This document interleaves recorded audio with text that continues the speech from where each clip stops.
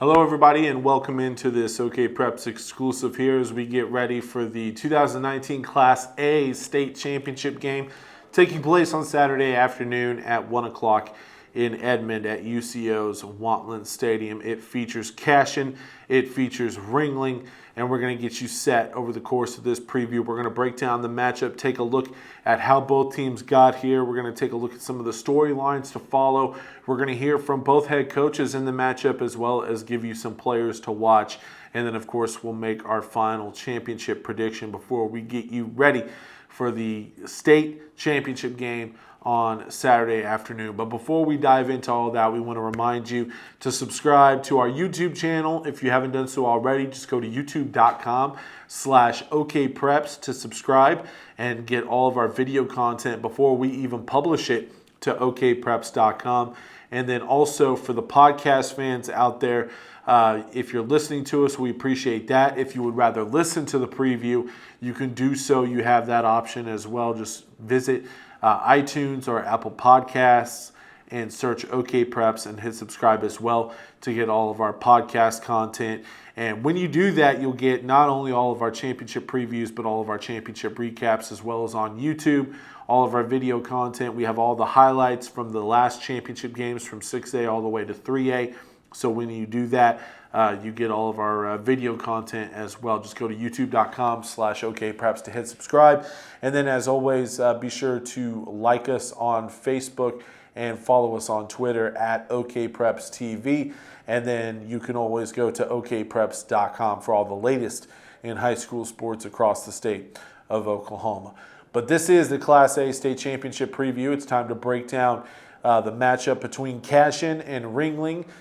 We figured that Cashion would be playing for a championship basically all season as they came into 2019 with high expectations of playing for a state championship. As for Ringling, maybe they didn't have the hype, so to speak, around them coming into this season that Cashion did, but Ringling certainly made their presence felt throughout the season, and we're going to take a look at that as well. And we kick things off here with the Road to Wantland feature as we take a look at how both teams made it to Saturday's state championship game. And we start with Cashion, who comes in ranked number 1, undefeated on the season, 13-0. Let's take a look at their road to Wantland as they opened up the season in non-district play before entering a brutal district once again. They would face Drumright in their season opener. They would win that one 42-8. They would face Prague the following week and win that 28-0 before taking a week off and then having a tough district opener against a rival in Crescent. They would win that one 47-6 with ease. Then came the closest call for Cashion throughout the season. It would come on September 27th when they would host Christian Heritage, a team that made it all the way to the championship game a year ago. They would escape with a 33-22 victory, and that final score is somewhat deceiving because Cashion would actually return an interception at the end of the game for a touchdown after scoring the go-ahead TD with less than a minute left. So that final, a little deceiving. That game was incredibly close. Cashion actually had to come from behind to win that one in the final minutes. They would bounce back the following week and really the rest of the regular season with blowout win after blowout win. They would shut out Elmore City 44-0. They would put up 82 over OCA in a blowout win. They would beat Watonga on the road 54-14.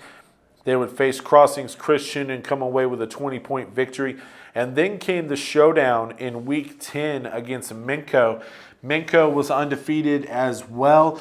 The district championship certainly on the line, and Cashion would make a statement before entering the playoffs by beating up on Minco, winning 40-13 the final in that one.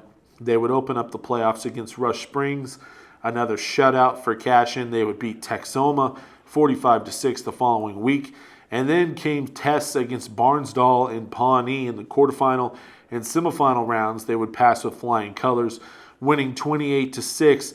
And then against Pawnee to punch their ticket to the state championship game, they would win 34-16, setting up Cashion for a championship appearance for the first time in several seasons. They made back-to-back trips to the title game in 2014 and 2015. Both times there, they would walk away with the silver ball. And this is a team, as I mentioned, that expected to be here. And we're going to get into all of it with Cashion, but with 21 starters returning off of last year's team, this is a team that certainly felt like they should be playing for a state championship. And if they weren't going to be playing for a state championship, it would probably take a big upset to keep them away from the title game. They've played like the top team in Class A all season, and that's the reason why they'll be playing for it all on Saturday. On the other side of the matchup, you have Ringling, who comes in ranked number 6, 12-1 on the season. Their head coach is Phil Koons, a longtime coach across Oklahoma. He's in his second year leading the Ringling football program, and he's had a whole lot of success here early on as he takes Ringling back to the state championship game in only his second season. Take a look at the road to Wantland for Ringling, as they have been absolutely dominant. This has been one of the best kept secrets in Oklahoma. It just hasn't gotten enough publicity, and we're about to show you just what we're talking about, as Ringling would be dominant throughout the 2019 season.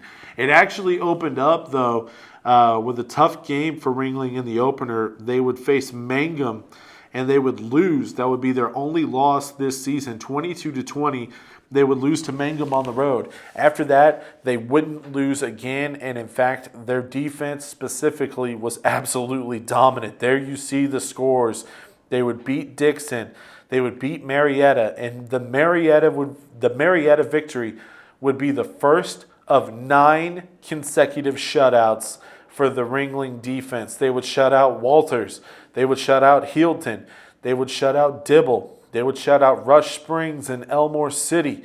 They would close out the regular season with a 50-0 shutout over Apache. Then you would open up the playoffs, and you're thinking, okay, these are some of the best teams in Class A.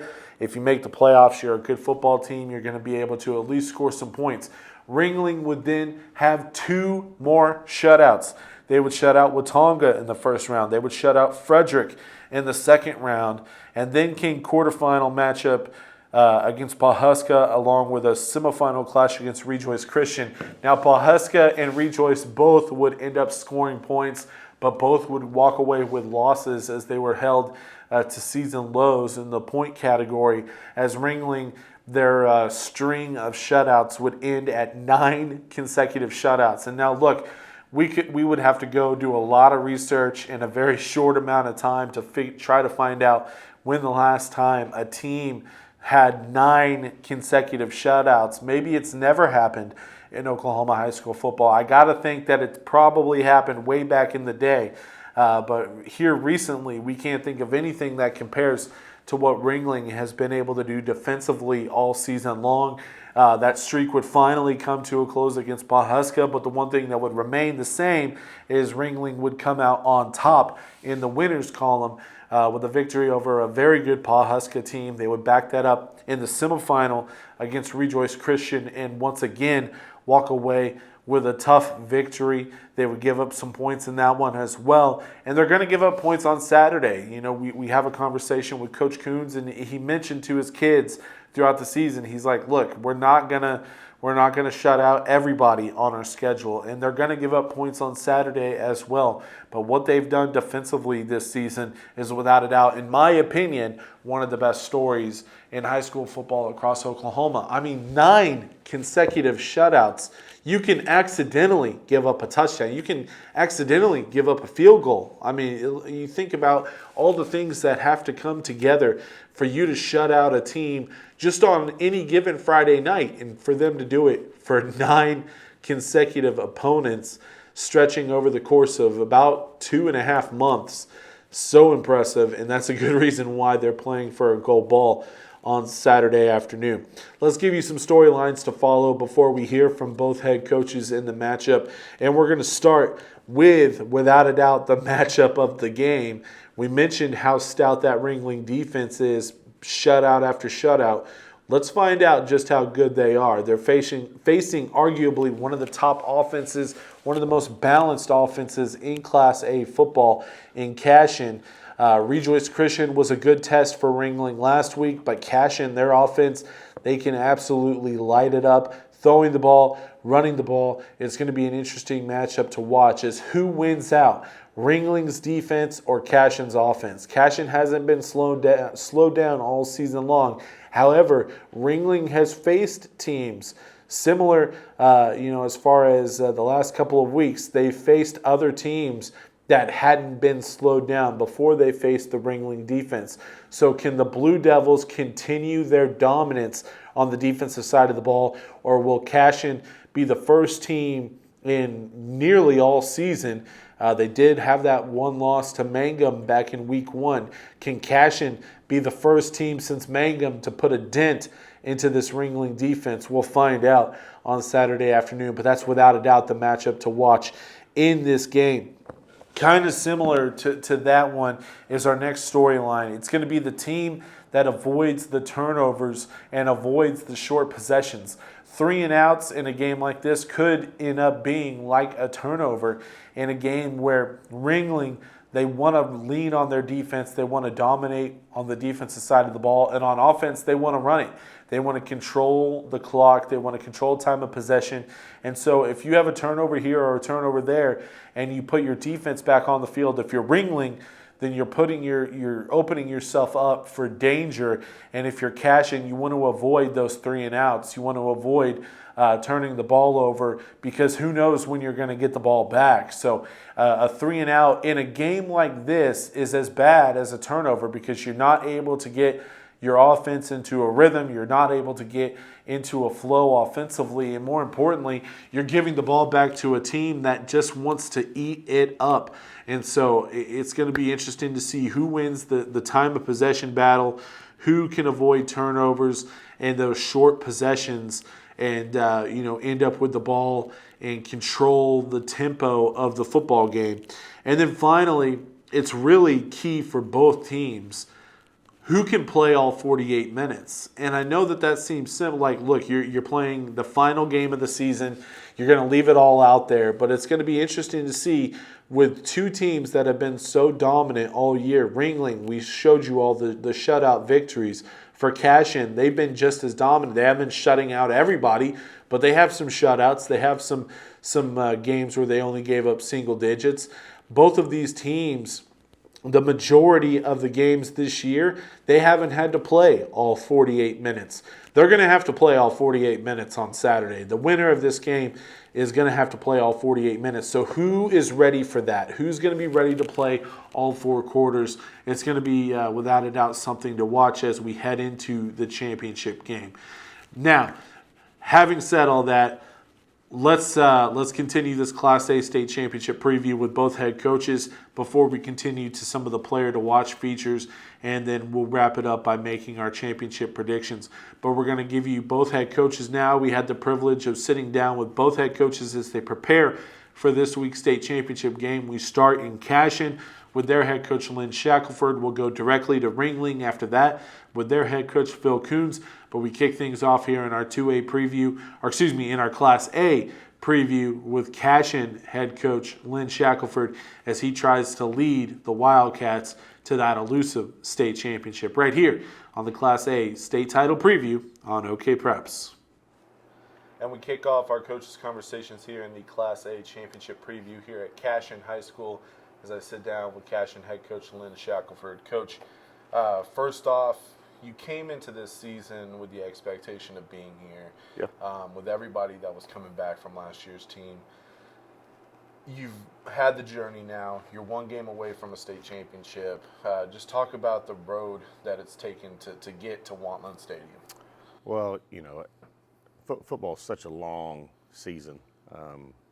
We're win or lose Saturday, we're going to come back to school and have 5 days of school left, and then we're going to go on Christmas break. So the journey is really kind of crazy when you really think about it. I mean, we started in May, and then you go through June and team camps and 7-on-7s, and then 20 weeks of football to get to this point. So just that whole process and being able to make it through it and make it through as healthy as you possibly can. And have a chance to go compete for a state championship on Saturday is really what it's all about. And hopefully hopefully that's what these kids will remember is the journey way more than Saturday. Now, you and I have talked the last 2 or 3 years about how wide open Class A has been every single year. And I'm not going to ask you the same question, but I'm going to frame it in a different way. With teams, in Class A jumping up and winning a title and then going away, like Afton a couple of years ago, you don't see dominant team year after year after year winning a title. But yet, at the same time, Cashion is always in contention every single year. What is it about this community, this program, that has set you up for success every single season? Well, I think, first of all, we've got great kids. We've got great parents. We've got an amazing administration that supports us and lets us, run our program the way we want to. And I'm fortunate. I've got some really good coaches. Coach Wood does a great job with our defense. Coach Robertson, our offensive line coach, I would argue is the best one in the state. And we've been able to be consistent from a coaching standpoint. We've all been here for, 6 years or 10 years, or Coach Robertson's been here for 35 years. So, I think that sets us up really well. And if you look at the landscape of high school football, not in just Class A, but all over the place, I mean, the nature of the business is for coaches to move and leave and go other places. And I think if you really wanted to take a deep dive into why schools are consistently successful at any level, I would look at the consistency of the coaching and see if it's been the same group of guys that have been there for a long time. I would say that probably more than anything. And then we have kids that buy in and believe in what we tell them and understand that there's a lot more that goes into it than just Friday nights. Yeah, I mean, as I was driving into town, I passed that population size, and it's less than 1,000. Yeah. So year after year, you get a new group of kids that you're needing to get them to buy in. And if they don't buy in, things could be a different story. Sure, yeah, and we talk about it a lot, and I credit our seniors every year because they have done a great job every year of kind of setting the table for what our younger kids need to do. And I think modeling that behavior and showing them, this is what you have to do in the off season, and this is what's important in the summertime, and this is how you practice. I think makes it easy for our younger kids that are coming into the program to just kind of fall in line and understand that this is what the expectation is, and this is what we have to do to be successful. And there's no magic recipe. We've had some talented kids too, and that always helps. That definitely always helps. Let's talk about some of the talented kids this year. We've talked all season long about how many guys were coming back for Cashion. Who's been, standing out all season long for you guys? I would think we've played really well on defense this year. Ryan Baker's a kid that's played defensive end for us. That's had a tremendous year.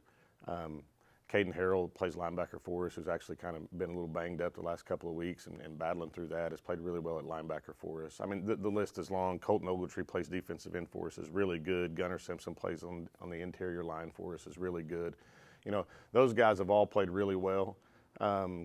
Offensively, TJ Roberts had a great game Friday night against Pawnee, and we've just kind of been able to lean on our offensive line and run the ball and have some success. And then, when opportunities are there, Ben's been able to throw it around. And we've got some wideouts. And Brexton Green's done a great job for us. Alex Nabavi's done a really good job for us. So, I couldn't put my thumb on just one or two kids and say, these are the two guys. These are the reasons why we've been able to win a bunch of games. I think the reason we've been able to be successful is what you and I have talked about since June is we've got 16 seniors that have all played and all understand. And, it's almost like it's a different one, every Friday night, or a different group of 2 or 3 every Friday night. And hopefully that will, that'll play out again Saturday afternoon, and we can go have a good showing against Ringling.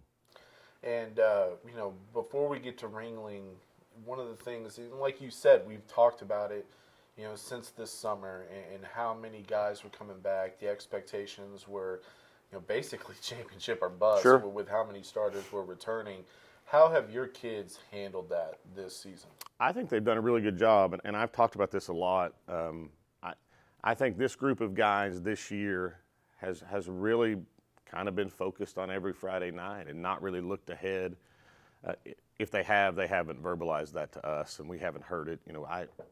really good friend of mine that teaches in the high school was talking about the other day how she doesn't hear any of that. She doesn't hear our kids talking about, this is what we're going to do when we win it, or this is who we play next week. It's always been about who the opponent is on that Friday night, and I think we've done a great job of really compartmentalizing every week and understanding that in order for us to be successful on Friday or hopefully Saturday, we've got to be really good on Monday and Tuesday and Wednesday in practice, and we've got to understand this is what we need to do in order to be successful, and they've done a great job of that this year. I would say as good as any team that I've coached. Well, Coach, you get Ringling for a state championship. You've made it this far. You're one game away from that elusive gold ball. Just your initial, expectations, initial reaction to first off making it to the championship game. Finding a way to meet those expectations that we had all season long and make it to championship Saturday. Well, Friday night was a lot of fun. It was a lot of fun for our kids and our community. I talked about it after the game. I mean, that's, it's never about me. And I think all of our coaches would say the same thing. It's about the kids and their experience. And really, above that, it's the community. I mean, it was awesome Friday night just to see how many people that were there and the excitement that, everybody had after the game. And it'll be a great week. And that's, I've talked about this before. One of the coolest things about playing in the state championship is that week leading up to it and how excited everybody's going to be. And, school will be great this week. I mean, everybody. I doubt we have anybody get in trouble. I mean, everybody will have a smile on their face. I mean, it'll be, and that's what's cool about it. So, just being able to do that and let these kids experience that and let the community experience that again is why any of us do it. Like I mentioned, you get a Ringling team, coached by Phil Koons, who's no stranger to playing and coaching in championship games.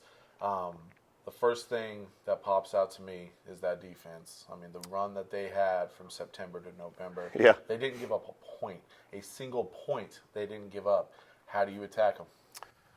Well, on Sunday, I'm not real sure yet. Hopefully by Monday, I'll have some ideas. No, they're really good. Coach Koons does a great job. And when you put the film in, it's a different coach than when Coach Gandy was there, but it's the same kind of kid. They're hard-nosed, tough.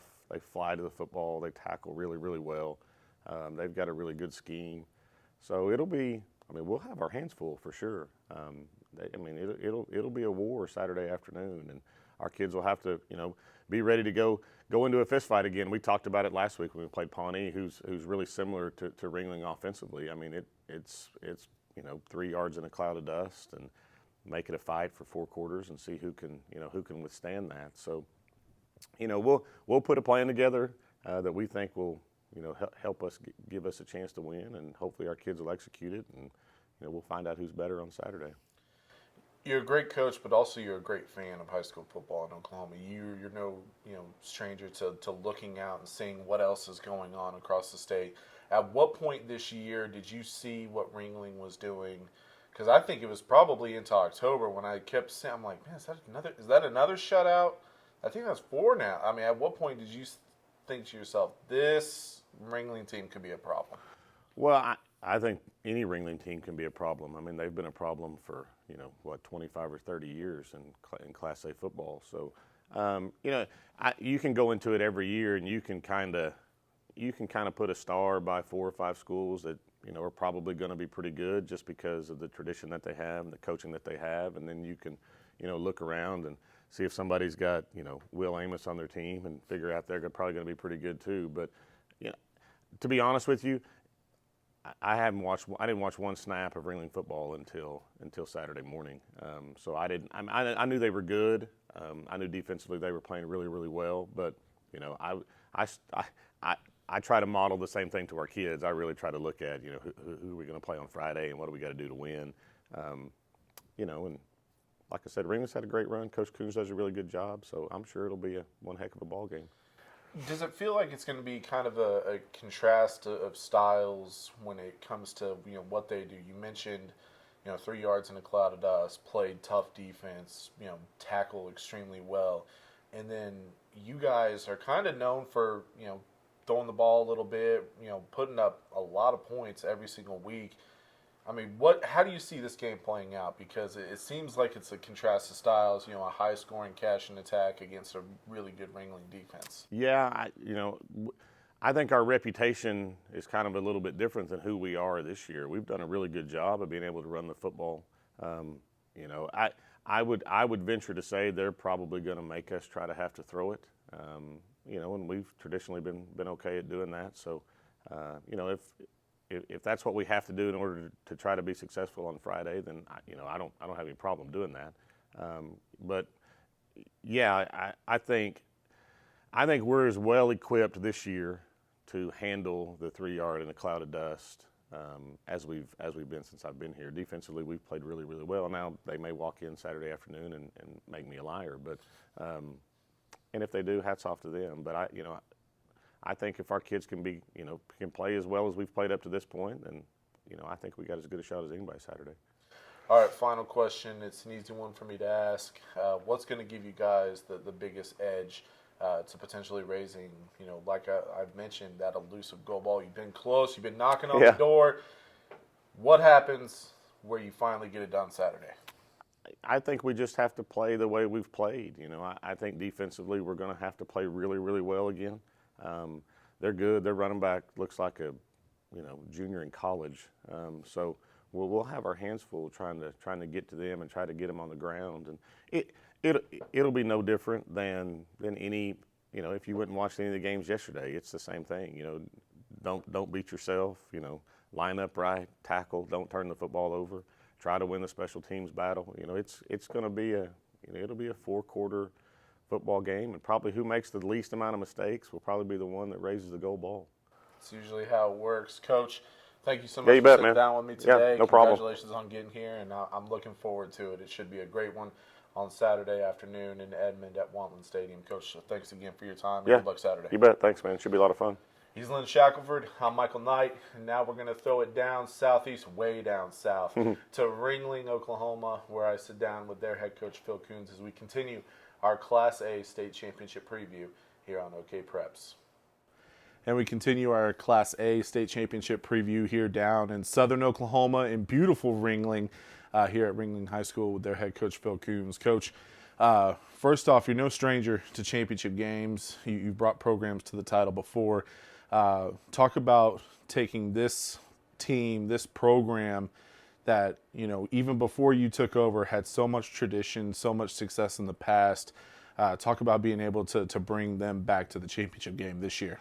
Well, you can't talk about Ringling without talking about the Gandy family and what they've done here and laying the foundation for championships. And like you said, this place is accustomed to that. You go down the hall and you see all the gold hardware there and the silver hardware, and they've definitely been there. But no, I was honored to get the job here, and I inherited an excellent bunch of kids, and we're just continue to ride that wave. Last year we made it to the first round, and we were undefeated during the season, and it was very disappointing to lose in the first round. And these kids that were returning, they saw how hurtful that was and how it hurts, and no one likes to lose, especially it's a game like that. But they had kind of put it on their menu or whatever during the whole summer to work hard enough and play better, so that would not happen again. And so thus far, knock on wood,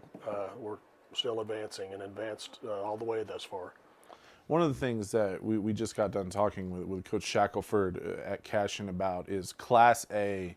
Every single year you have teams jump up and contend for state championships, but when it comes down to consistent programs, Ringling is one of them. Cashion is one of them as well. What is it about this town, this community, that makes football such a big deal? And year after year, the football team, it doesn't matter what year it is, you can always expect Ringling to more times than not be a contender. Yeah, I can't explain it other than they just love football here, and it's in the water, man. I can't explain why. There's several other towns around here the same size. And when you look on our average daily attendance, we're just right at the bottom of Class A. So there's a ton of teams. Even there's several teams in Class B, 8-man, that are larger than we are. But kids play football here. They love football. Their families love football, and I think it's just in the water, in the tradition. They just continue to play, and no doubt, there's some years you're going to have some classes that are more talented than others. But when you get a couple classes like we've had the last couple years back to back that are very talented and are committed to what we're asking them to do, then you're going to have some success. Let's talk about this season and some of those guys. You mentioned earlier how you had a good group last year. You experienced a little bit of heartbreak in the playoffs after a really successful regular season. Who are some of those guys that have stepped up this year, trying to not let history repeat itself? And so far, as you mentioned, it hasn't. You're playing for it all on Saturday afternoon. Yeah. Well, I'm going to refer to my roster because sometimes I'm getting older and it's hard for me to remember. But a lot of our seniors, Deshaun Paul was part of that bunch. Sam Van Buskirk, our quarterback. Deshaun plays free safety for us.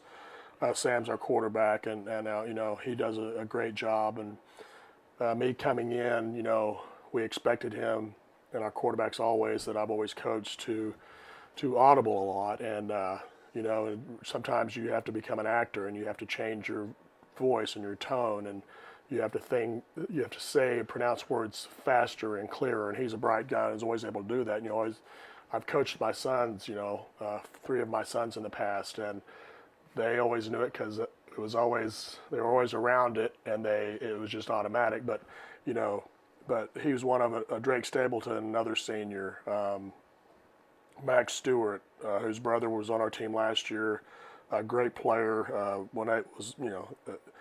And he's able to advance when his brother wasn't able to. And Ethan Johnson, a senior linebacker, Cody Scott, all those guys, Ethan Nebel, Tristan Acosta, Leighton Riley, they know, and they felt the hurt, and now they're elated, and they, just working their tails off in the summertime and being able to advance is huge. Let's talk about the defense, because we can't talk about Ringling without talking about the defense, especially this year. I don't think it's – and look, when I started figuring out the streak that you guys were on, and like I mentioned earlier, in about mid-October, I started seeing shutout after shutout after shutout, and it didn't get enough publicity across the – I mean, I don't know how many it ended up being, 9 or 10 games in a row. You went from September 13th to somewhere in late November without giving up a single point. Yeah. That's insane. And so, I mean, where did that come from? Obviously, the goal is to win the game. As a defense, you'd like to pitch a shutout, but wow, I mean, you guys went, over 2 months without giving up a point. Yeah, I don't know exactly how many it was. I know that our kids constantly talk about it in practice and in the games, and it was great. It's we knew that would come to an end eventually. There's too much firepower out there, especially when you get in the playoffs, to know that you're going to shut out somebody. But it was fun. It was interesting. We like that. Our kids, they harp on it.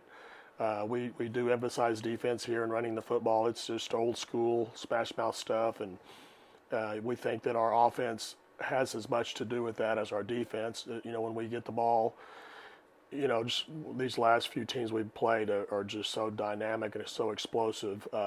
If we can keep the ball away from them, that keeps them from scoring, obviously. So, and then if our defense can play great again. But no, it was. There's something our kids harp on. They talk about it in practice. They talk about it when we do our strip drills, when we do our tackling drills, all of our defensive fundamentals. Our assistant coaches talk about it. We've got some great assistants: Richie Gandy, Cooper Koons, Dawson Bassett, Chris Hale, Tanner Koons, Sterling Koons. I got a lot of my sons on staff, and then one of my other sons plays on our team. So I've got a lot of Koons in the school, and they've all played for me, so they all know what to expect. And no, the shutout thing was great while it lasted, but and it's something I think the town and the history or whatever, these kids can look back on and say, hey, that was quite an accomplishment.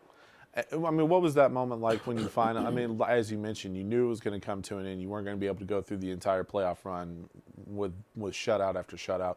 What was that moment like when your team finally did give up a touchdown, something they hadn't experienced in over 2 months? Well, we're realistic, you know. I think it was Paul Huska or I can't remember. Okay, well, the guys passed for 3,000 yards and one of the most potent offenses in the state. So, you know, we just harp on, hey, guys, it's going to happen. It's not, the world doesn't come to an end just because somebody scores a touchdown on you. The world comes to an end, so to speak, whenever you lose the football game or the season comes to an end. So, you line up to block the extra point, or if they're going to go over two, you line up. You don't bury your heads in the sand and cry and all that stuff because we're going to get the ball back. They've got to stop us also. So as long as we don't give up more points than we score, we're going to have a chance to win. But that was all. It was kind of tongue in cheek. It was fun, But we knew that, hey guys, something bad's going to happen. We're going to turn the ball over sometimes. They might intercept the ball and go score. They might just sustain a drive, a big play, or whatever. But now that we were just realistic about that. We knew that our kids are mature enough to know that, hey, when we score, we're not just going to, oh my gosh, the season's over. Even though we hadn't given up a point in a while. Right, and I always love the old saying, as long as we score more points. At the end of the day, look, you can win a lot of football games when you score more points than the other team. Let's talk about Cashion, because that's why we're here to preview Saturday's championship game. Really good football team. One of the best that Lynn has had. Since he's been there. He's used to being, in this position, playing for championships during this decade. When you look at Cashion, when you see what they've done this year, what sticks out to you? Man, they're just well coached. They're very talented. They don't have any weaknesses. I've been watching them for hours, and man, it's going to be hard. He does a great job. He always has done a tremendous job, and when you get a good group of kids like that, you can tell that they've worked hard. You can tell they've been in the weight room. They're big, they're fast, they're strong. They can throw, they can run. Their defense is great. Kudos to them, man. Hey, it's going to be. Hopefully, we can match some of their effort and make a game of it. Do you expect another game similar to the ones that you've been through in the last few weeks, whether it was Pawhuska or here recently Rejoice Christian, where they come in and they score so many points? I mean, offensively, they do a lot of things really well. Do you expect another game similar to that, where your defense, and actually more so your offense, is going to need to be able to control time of possession, control possessions, sustain drives throughout the game in order to keep their offense off the field? Yeah, well, I would say that we're probably easier to prepare for offensively because we're pretty one-dimensional. We will throw the ball a lot of times when people fall asleep. We've got one of our tight ends, Cody Scott, number 40's 6'6", 240, can run, and we can slip some tight ends by some people at times. But we know we're going to get 8 or 9 guys in the box every time. We just have to block and try to grind it out. Cash Lyle, our tailback, I don't know exact his stats, is well over 1,000 yards rushing. Our other tailback, Ethan Johnson, he's close to it as well. And we have to get first downs and move the chains. But, they're so well-versed in the passing game and the running game. They do a great job running the ball. Their quarterback can run the ball. Their tailbacks are very big and strong kids and fast, and their offensive line executes really well. So they've got great receivers. It'll be hard. It'll be hard to, just like this last week, 2 weeks ago, Paul Huska was so, dynamic in the passing game, and this last week we knew that Rejoice Christian's tailback was the real thing too, and their quarterback could run, and they did a great job of throwing the ball. So trying to get somebody to punt every once in a while, hopefully we can do that.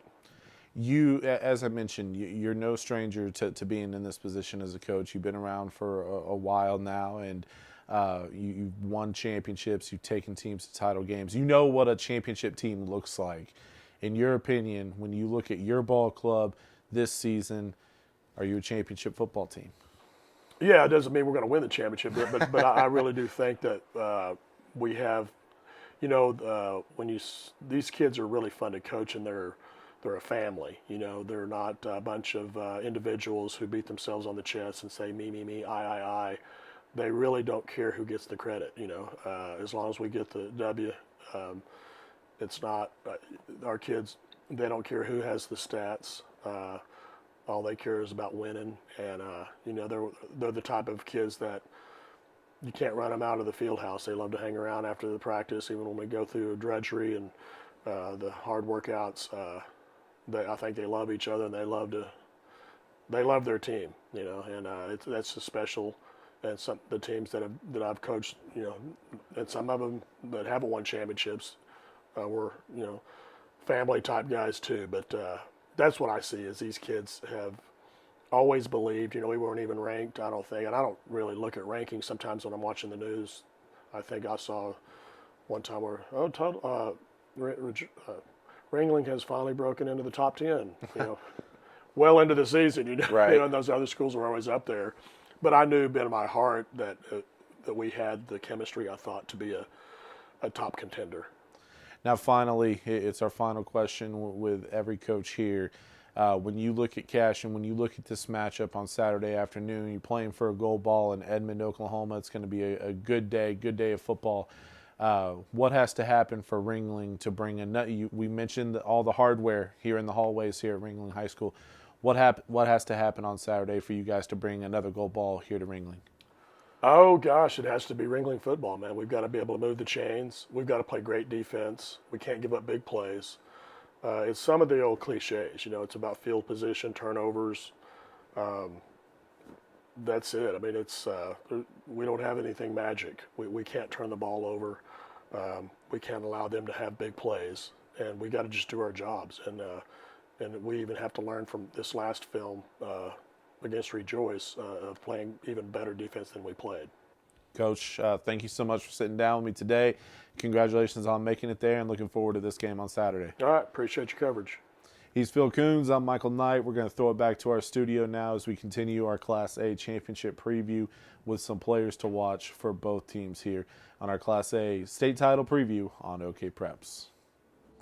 Again, my thanks to both head coaches for taking some time this week to sitting down with us to preview this week's Class A state championship game. First, Cashion head coach Lynn Shackelford, followed up by Ringling head coach Phil Koons. Thank you to both of you head coaches for joining us here, and good luck to both teams as they head into the title game. And before we get out of here, we got a couple more things for you here on our Class A state title preview, and we start with our player to watch feature. And we're going to start with Cashion, with a couple of guys who have been making an impact for the Wildcats this season. We're going to start with a senior who's been one of the best players for Cashion the last couple of years, and Coach Shackelford talked about him quite a bit, and that's Ryan Baker, a player who has had a lot of impact on Cashion throughout his career, offensively, defensively, especially on the defensive side of the ball. Baker's a guy who does not hesitate from laying the wood. He has the ability to be an extension of the coaching staff on the field. And so Ryan Baker, certainly a player to watch as you look at this matchup. Cashion this season, they don't wow you in the statistical department. They're not going to have a guy who's a 5,000-yard, 4,000-yard passer or 2,000-yard rusher. They have a lot of guys, and Ryan Baker is one of those guys, one of those 21 returning starters who has been a part of some great Cashion teams that have fallen short. And so this season, Cashion certainly has the ability and the expectations of raising a gold ball on Saturday afternoon. Baker could play a large part in doing that. When you look at that one starter, that one guy that isn't returning, it was the quarterback position. Who was going to be Cashion's QB coming into this season? That was the only position that they had to fill coming into 2019. It's a familiar a familiar name for Cashion fans playing the quarterback position. It's Ben Harmon, the younger brother of Matt Harmon, who, and I still say this to this day, had he not gotten hurt as a senior, he would have pushed Mason Fine's record for most passing yards in a career. Matt Harmon was that good of a football player. And so younger brother Ben Harmon is now the QB at Cashion, and he's played exceptionally well around a team of guys that expect to be playing for a state championship. That's a tough position to be put in if you're a young QB, to be put around so many seniors, to be put around so many returning starters who have been there and done that, and to perform. And so it comes, both sides. The returning starters have certainly helped Harmon in his transition to becoming the starting QB for Cashion. But then for Harmon, he hasn't made any mistakes this year. And so it's certainly going to be something to watch on Saturday to see if the moment is too big, so to speak, for Harmon and this Cashion team as they prepare for the biggest game of the season. They expected to be here. They're finally here. How do he and those 21 returning starters react to playing for a gold ball on Saturday afternoon? When you take a look at the other side of the ball for Ringling, their running back, Cash Lyle, has had one of the better seasons for Ringling offensively. He's their leading rusher. He's run for nearly 1,500 yards. And we mentioned Ringling, they want to run the football and they want to control things offensively and keep that Cashion offense off the field. They want to put together drives that last, 5, 6, 7 minutes, and they end in Cash Lyle touchdowns. And they've been able to do that this season. He's been able to tote the rock, running for, like I mentioned, nearly 1,500 yards. Double-digit touchdowns as well. He's a guy who's going to be leaned on offensively to try to keep Cashion's offense off the field, to try to continue Ringling's drives and try to win that time of possession battle. And, he's also one of the better ball carriers for Ringling when it comes to avoiding the turnovers. If you're Ringling, you're going to want to carry the ball. You're going to want to carry it with confidence. And Lyle has had a good season for Ringling as they go into the title game. And on the defensive side of the ball, you certainly have to mention that defense. And one of their leading tackler is linebacker Ethan Johnson. And when you're a Ringling defense that has pitched shutout after shutout, 9 consecutive shutouts throughout the season, you have to take a look at some of those standouts on the defensive side of the ball. Ethan Johnson is certainly that, as he's leading Ringling in tackles with nearly 150 tackles on the season. And so for Ringling defensively, they want to force those short possessions. As I mentioned for Cashion, they want to get Cashion's offense off the field. They want to get their offense back on the field to control things offensively. And so for Ethan Johnson, he's going to have to be, an extension of the coaching staff on the field, whether it's him, dropping back in pass coverage, him trying to come up and stop the run. Ethan Johnson is going to have to control the tempo defensively, make sure all of his other guys on defense are in the right position to set up them for success, to try to, look, like I mentioned at the start, they're not going to shut out Cashion. They're not going to, give up 0 points. They're going to end up giving up a touchdown. It's how they react to that.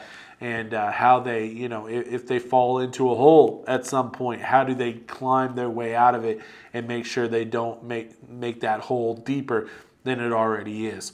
All right, let's get out of here with one final thing. Our championship prediction, Cashion, Ringling. It should be a good one, a fun game on Saturday afternoon, 1 o'clock kick. We're going with Cashion. We picked them back in August. We think that they're the best team in Class A. They have all the makeup to be a state championship team. They feel like they deserve to be here. They feel like they've earned their way here throughout the season. They've had all eyes on them every single week. They've passed every test, so we're thinking Cashion is the favorite coming in. We think they win a game. It's going to be low scoring, we believe, because Ringling isn't going to give up a whole lot of points, but we're not sure how well they can score with Cashion. So we're going with a final score of 21-10. Cashion gets it done and is raising a gold ball on Saturday afternoon in Edmond. But similar to some of the other games that we saw in the first weekend, Carl Albert and McGinnis, as well as the 4A game with Poto and Weatherford, this could be a pretty quick game. It could go by pretty fast. So be sure to get there on time. Be sure to not be late because, like we said, both teams can run the ball exceptionally well. Ringling certainly wants to keep that Cashion offense off the field and put together those lengthy drives, but I don't think they'll be able to contain Cashion's offense enough. I think that they'll be able to put up some points and in the end raise the gold ball with a state championship on Saturday. Again, my thanks to both coaches who joined us throughout this preview, Coach Lynn Shackelford of Cashion, Coach Phil Koons of Ringling. We thank you for tuning in, whether you're watching us or listening us via podcast. We appreciate that. Subscribe to our YouTube channel for all of our video content. Go to youtube.com/OKPreps for that. And then for the podcast fans out there, just search OKPreps on iTunes or Apple Podcasts to get all of our podcast content. As always, like us on Facebook, follow us on Twitter at OKPrepsTV, and you can always check out OKPreps.com for the latest in high school sports across the state of Oklahoma. The 2019 season is wrapping up. Coming up next week, we're going to have plenty of postseason content starting to drop on OKPreps, and we'll kick things off with the announcement on Monday of our 10 finalists for the OKPreps Player of the Year Award. It's been a great year in high school football across the state of Oklahoma. We can't wait to honor some of the very best across the state with our finalists for Player of the Year. We'll also have a season in review series as well for you to check out. So be sure to stay tuned into OKPreps.com throughout the month of December for all of your postseason content, all-state teams, Player of the Year, Breakout Star, all of that throughout the month of December and into the month of January as well. One final time, I'm your host, Michael Knight, and this has been the Class A State Championship Preview here on OKPreps.